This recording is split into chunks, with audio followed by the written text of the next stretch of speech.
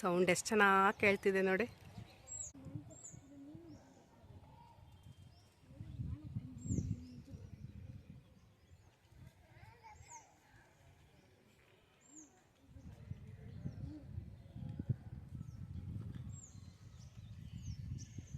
ಇನ್ನೂ ಇಲ್ಲಿ ಕನ್ಸ್ಟ್ರಕ್ಷನ್ಸ್ ಎಲ್ಲ ನಡೀತಾ ಇದ್ದಾವೆ.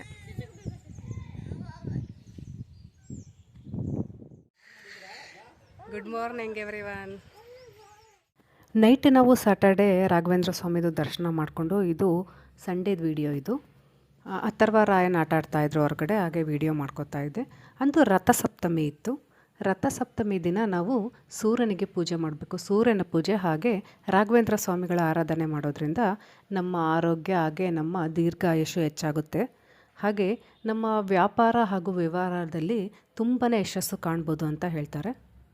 ನಾವು ಎಷ್ಟು ಲಕ್ಕಿ ಅಂತ ಅನಿಸುತ್ತೆ ನೋಡಿ. ಯಾಕಂದರೆ ಅದೇ ದಿನ ನಾವು ಮಂತ್ರಾಲಯದಲ್ಲಿ ರಾಯರ ಸನ್ನಿಧಿಯಲ್ಲಿ ಇದ್ದೀವಿ ಅಂದರೆ ಎಷ್ಟು ಖುಷಿಯಾಗುತ್ತೆ ಅಲ್ವಾ.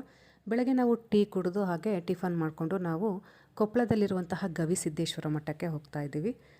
ನಾವೆಲ್ಲರೂ ಸೂರ್ಯನಿಗೆ ಒಂದು ನಮಸ್ಕಾರ ಮಾಡಿಕೊಂಡು ನಾವು ಮುಂದೆ ಕೊಪ್ಪಳಕ್ಕೆ ಹೋಗೋಕ್ಕೆ ರೆಡಿಯಾದ್ವಿ. ಇನ್ನು ರಥಸಪ್ತಮಿ ದಿನ ಒಂದು ಬಿಳಿ ಬಟ್ಟೆಯನ್ನು ಅರಿಶಿಣದ ನೀರಿನಲ್ಲಿ ಎದ್ದಿ ಅದಕ್ಕೆ ಒಂದು ಕಾಯಿನನ್ನು ಇಟ್ಟು ಹಾಗೆ ಒಂದು ಎಕ್ಕೆ ಹೂವನ್ನು ಇಟ್ಟು ಅದನ್ನು ಅರಳಿ ಮರಕ್ಕೆ ಕಟ್ಟೋದ್ರಿಂದ ನಾವು ಏನಾದರೂ ನಾವು ಆಸೆ ಇಟ್ಕೊಂಡಿದ್ರೆ, ಏನಾದರೂ ನಾವು ಆಗಬೇಕು ಅಂತ ಏನಾದರೂ ಅಂದ್ಕೊಂಡಿದ್ರೆ ಅದು ಖಂಡಿತವಾಗಲೇ ಆಗುತ್ತೆ. ಯಾಕಂದರೆ ನಾನು ದಾವಣಗೆರೆಯಲ್ಲಿದ್ದಾಗ ಯಾವಾಗಲೂ ಅದನ್ನು ಮಾಡ್ತಾ ಇದ್ದೆ. ಇದೇ ಟೈಮ್ ನಾವು ಮಿಸ್ ಆಗಿರೋದು. ಇಂದು ರಥಸಪ್ತಮಿ ದಿನ, ಇಂದು ಸೂರ್ಯನ ಜನ್ಮದಿನ ಅಂತ ಹೇಳ್ಬೋದು. ಸೂರ್ಯನು 7 ಕುದುರೆಯ ರಥವನ್ನು ಏರಿ ಉತ್ತರದ ಗೋಳಾರ್ಧದಿಂದ ತನ್ನ ದಿಕ್ಕನ್ನು ಬದಲಾಯಿಸ್ತಾನೆ. ಹಾಗೆ ಇದು ವಸಂತ ಕಾಲ ಶುರುವಾಗೋದಕ್ಕೆ ಒಂದು ಸೂಚನೆ ಅಂತಲೂ ಹೇಳ್ಬೋದು. ಇನ್ನು ಕೊಪ್ಪಳ ರೀಚ್ ಆಗೋದು ಒಂದು 3:30-4 ಗಂಟೆ ಆಗುತ್ತೆ ಅಂತ ಹೇಳಿದರು. ಅದಕ್ಕೋಸ್ಕರ ಗಂಗಾವತಿಯಲ್ಲಿ ಒಂದು ಖಾನಾವಳಿಯಲ್ಲಿ ಊಟ ಮಾಡಿದ್ವಿ. ಊಟ ಅಂತೂ ತುಂಬಾ ಚೆನ್ನಾಗಿತ್ತು. 1-2 ಥರದ ಪಲ್ಯ, ಚಟ್ನಿ, ಸೊಪ್ಪು, ಕಾಳಿನ ಪಲ್ಯ ಆಗಲಿ, ರೊಟ್ಟಿ, ಅನ್ನ ಸಾಂಬಾರು ತುಂಬಾ ಚೆನ್ನಾಗಿತ್ತು. ಡಿಫ್ರೆಂಟ್ ಆಗಿತ್ತು ಅಂತ ಹೇಳ್ಬೋದು. ಊಟ ಮುಗಿಸ್ಕೊಂಡು ಸೀದಾ ನಾವು ಮಠಕ್ಕೆ ಹೋದ್ವಿ. ಈಗ ಗವಿಸಿದ್ದೇಶ್ವರ ಮಠದ ಬಗ್ಗೆ ಒಂದು ಸ್ವಲ್ಪ ಮಾಹಿತಿ ನೀಡ್ತೀನಿ. ಈ ಗವಿಸಿದ್ದೇಶ್ವರ ಮಠ, ಇದಕ್ಕೆ ಒಂದು 800 ವರ್ಷಗಳ ಇತಿಹಾಸ ಇದೆ ಅಂತ ಹೇಳ್ಬೋದು. ಈ ಮಠಕ್ಕೆ ಯಾಕೆ ಗವಿಸಿದ್ದೇಶ್ವರ ಮಠ ಅಂತ ಹೆಸರು ಬಂತು ಅಂತ ಹೇಳೋದಾದರೆ, ಗವಿ ಅಂದರೆ ಗುಹೆ ಅಂತ ಅರ್ಥ. ಕೊಪ್ಪಳ ಸೈಡಲ್ಲೆಲ್ಲ ಈ ಥರ ಗುಹೆಗಳನ್ನೆಲ್ಲ ಗವಿ ಅಂತ ಕರೀತಾರೆ. ಈ ಮಠದ ಬಗ್ಗೆ ಹೆಚ್ಚಿನ ಮಾಹಿತಿನ ನಾನು ಮುಂದೆ ಕೊಡ್ತೀನಿ. ಇದು ಎಂಟ್ರೆನ್ಸಲ್ಲೇ ಈ ಥರ ಇದೆ. ತುಂಬ ವಿಶಾಲವಾಗಿದೆ, ತುಂಬ ನೀಟಾಗಿ ಮೇಂಟೈನ್ ಮಾಡಿದ್ದಾರೆ ನೋಡಿ. ಹಲೋ, ನಮಸ್ತೆ. ಕೊಪ್ಪಳಕ್ಕೆ ಬಂದಿದ್ದೀವಿ, ಗವಿಸಿದ್ದೇಶ್ವರ ಮಠಕ್ಕೆ ಬಂದಿದ್ದೀವಿ. ತುಂಬಾ ಚೆನ್ನಾಗಿದೆ, ತುಂಬ ನೀಟಾಗಿದೆ. ಒಂದು ರೌಂಡ್ ಎಲ್ಲದು ತೋರಿಸ್ತೀನಿ ನಿಮಗೆ. ಈಗ ಟೈಮು 5:30 ಆಗಿದೆ ಅನಿಸುತ್ತೆ. ಇಷ್ಟು ಬಿಸಿಲಿದೆ ನೋಡಿ ಬಳ್ಳಾರಿಯಲ್ಲಿ, ರಾಯಚೂರಲ್ಲಿ. ನಮ್ಮ ಅಥರ್ವ ನೋಡಿ, ರಾಯನ್ ನೋಡಿ, ರಾಯನ್ ಸಖತ್ತು ಬಿಸಿಲಿದೆ. ನೆನ್ನೆ ಮಠಕ್ಕೆ ಹೋಗಿದ್ವಿ. ಮಠದ ದೇವರ ದರ್ಶನ ಎಲ್ಲ ಮಾಡ್ಕೊಂಬಂದ್ವಿ. ರಾಘವೇಂದ್ರ ಸ್ವಾಮಿದು ದರ್ಶನ ಎಲ್ಲ ನೀಟಾಗಿ ಆಯಿತು. ಇವಾಗ ಕೊಪ್ಪಳಕ್ಕೆ ಬಂದಿದ್ದೀವಿ ನೋಡಿ. ಬನ್ನಿ ಒಂದು ರೌಂಡ್ ತೋರಿಸ್ಕೊಂಬರ್ತೀನಿ ನಿಮಗೆ ಮಠ ಎಲ್ಲ. ನಾನು ಗವಿಗಳ ಬಗ್ಗೆ ಹೇಳಿದ್ನಲ್ಲ, ಗವಿಗಳು ಅಂದರೆ ಗುಹೆಗಳು. ಅಲ್ಲಿ ಒಬ್ಬ ಸಂತರು ಧ್ಯಾನ ಮಾಡ್ತಾ ಇರ್ತಾರಂತೆ. ಆ ತಪಸ್ವಿಗಳನ್ನು ಜನರೆಲ್ಲ ನೋಡಿ ಅವರ ಕಷ್ಟಗಳನ್ನೆಲ್ಲ ಅವ್ರ ಹತ್ರ ಹೋಗಿ ಹೇಳ್ಕೊತಾರಂತೆ. ಆವಾಗ ಆ ತಪಸ್ವಿ ಅದನ್ನೆಲ್ಲ ಬಗೆಹರಿಸ್ತಾರಂತೆ. ಹಾಗೆ ಅಲ್ಲೊಂದು ಚಿಕ್ಕದಾದಂತಹ ಒಂದು ಮಠನ ಪ್ರಾರಂಭ ಮಾಡ್ತಾರಂತೆ. ಹೀಗೆ ಒಂದು 10 ವರ್ಷ ಮಠಾಧಿಪತಿಗಳೆಲ್ಲ ಆ ಮಠನ ಆಳ್ವಿಕೆ ಮಾಡಿದ ಮೇಲೆ 11ನೇ ಮಠಾಧಿಪತಿಯಾಗಿ ಈ ಗವಿಸಿದ್ದೇಶ್ವರ ಸ್ವಾಮಿಗಳು ಬರ್ತಾರೆ.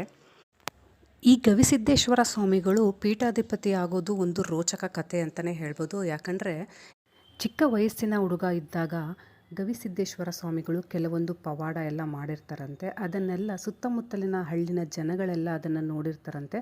ಹಾಗೆ 10ನೇ ಪೀಠಾಧಿಪತಿಯಾದಂತಹ ಚನ್ನಬಸವ ಸ್ವಾಮಿಗಳು ಇವರನ್ನು ನೋಡಿ ನನ್ನ ಮುಂದಿನ ಪೀಠಾಧಿಪತಿಗಳು ಇವರೇ ಆಗಬೇಕು ಅಂತ ಅವರು ಆಸೆ, ಇಂಗಿತ ವ್ಯಕ್ತಪಡಿಸ್ತಾರೆ.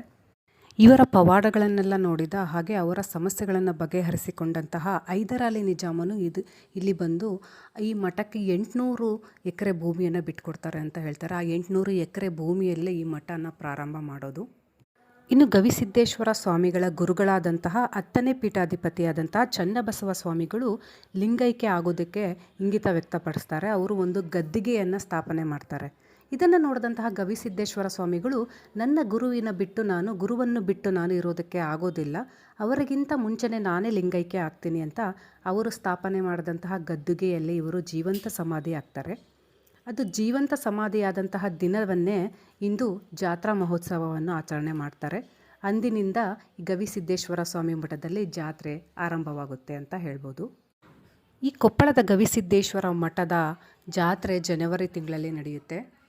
ತುಂಬ ಅದ್ಧೂರಿಯಾಗಿ ತುಂಬ ಜನ ಜಾತ್ರೆಯಲ್ಲಿ ಭಾಗವಹಿಸ್ತಾರೆ. ಹಾಗೆ ಇಲ್ಲಿ ಬಂದಿರುವಂತಹ ಭಕ್ತರಿಗೆ ಅನ್ನದಾಸೋಹ ಎಂದೂ ನಿಲ್ಲೋದಿಲ್ಲ ಅಂತೆ. ಎಷ್ಟು ಜನ ಭಕ್ತರು ಬಂದರೂ ಇಲ್ಲಿ ಅವರಿಗೆ ಊಟದ ಕೊರತೆ ಇರೋದಿಲ್ಲಂತೆ, ಅಷ್ಟು ನೀಟಾಗಿ ನಿಭಾಯಿಸ್ತಾರೆ ಇಲ್ಲಿ.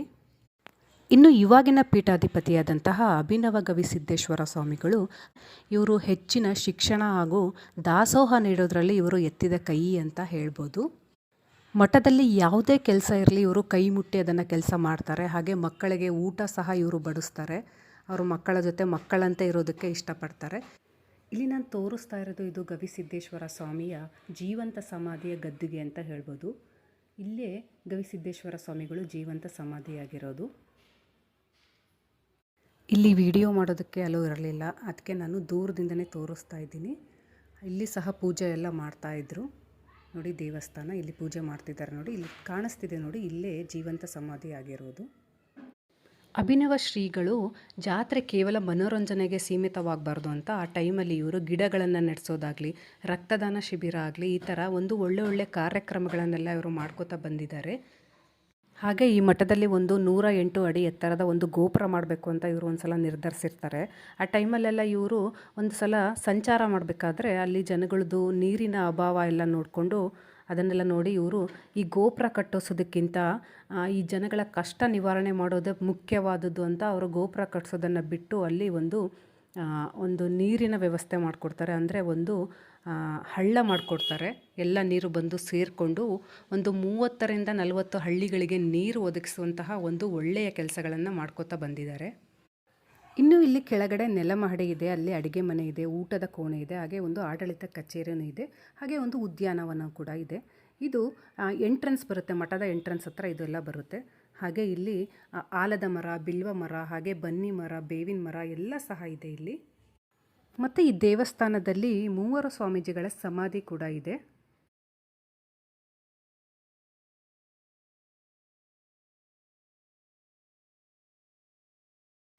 ಮೇಲೆ ನಿಂತ್ಕೊಂಡು ನೋಡಿದರೆ ನೋಡಿ, ಇದು ಕಾಲೇಜು, ಸ್ಕೂಲು, ಹಾಗೆ ಹಾಸ್ಟೆಲು ಇದೆಲ್ಲ ಕಾಣುತ್ತೆ ಮೇಲೆ ನಿಂತ್ಕೊಂಡು ನೋಡಿದರೆ.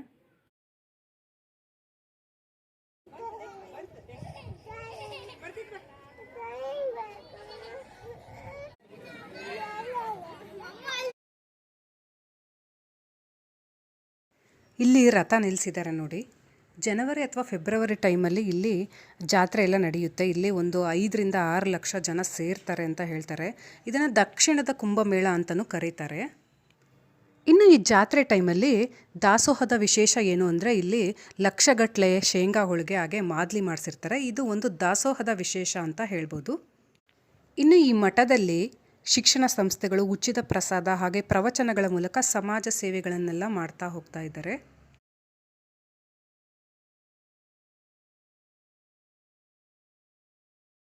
ಹೆಚ್ಚಾಗಿ ಇನ್ಫಾರ್ಮೇಷನ್ ಈ ಮಠದ ಬಗ್ಗೆ ನನಗೆ ನಿಜವಾಗ್ಲೂ ಗೊತ್ತಿಲ್ಲ. ಯಾಕಂದರೆ ನಾನು ಫಸ್ಟ್ ಟೈಮ್ ವಿಸಿಟ್ ಮಾಡ್ತಾ ಇರೋದು. ನನಗೆ ಎಷ್ಟು ಗೊತ್ತಿದೆ ಅಷ್ಟು ಮಾತ್ರ ನಿಮಗೆ ಹೇಳೋದಕ್ಕೆ ಇಷ್ಟಪಡ್ತೀನಿ ನಾನು. ಹಾಗೆ ವಿಡಿಯೋ ಹೇಗೆ ಅನ್ನಿಸ್ತು ಅಂತ ಒಂದು ಕಮೆಂಟ್ ಮಾಡಿ ಹೇಳಿ. ಏನಾದರೂ ತಪ್ಪಿದರೆ ಅದನ್ನು ಸಹ ಕ್ಷಮಿಸಿ ಅಂತ ಕೇಳ್ಕೊತೀನಿ.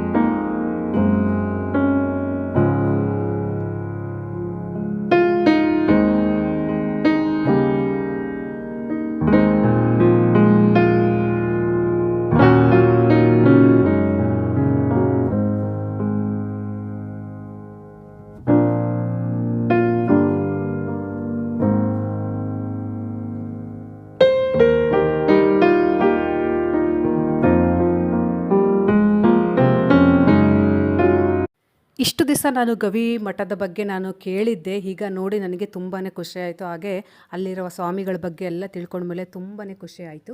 ಇವತ್ತಿನ ಈ ವಿಡಿಯೋನ ನಾನು ಇಲ್ಲಿಗೆ ಎಂಡ್ ಮಾಡ್ತಾ ಇದ್ದೀನಿ. ಮತ್ತು ನಾನು ನಿಮಗೆ ನೆಕ್ಸ್ಟ್ ವಿಡಿಯೋದಲ್ಲಿ ಸಿಗ್ತೀನಿ. ಲಾಸ್ಟಿಗೆ ಹೋಗಬೇಕಾದ್ರೆ ಸನ್ಸೆಟ್ ನೋಡಿ ತುಂಬಾ ಚೆನ್ನಾಗಿತ್ತು.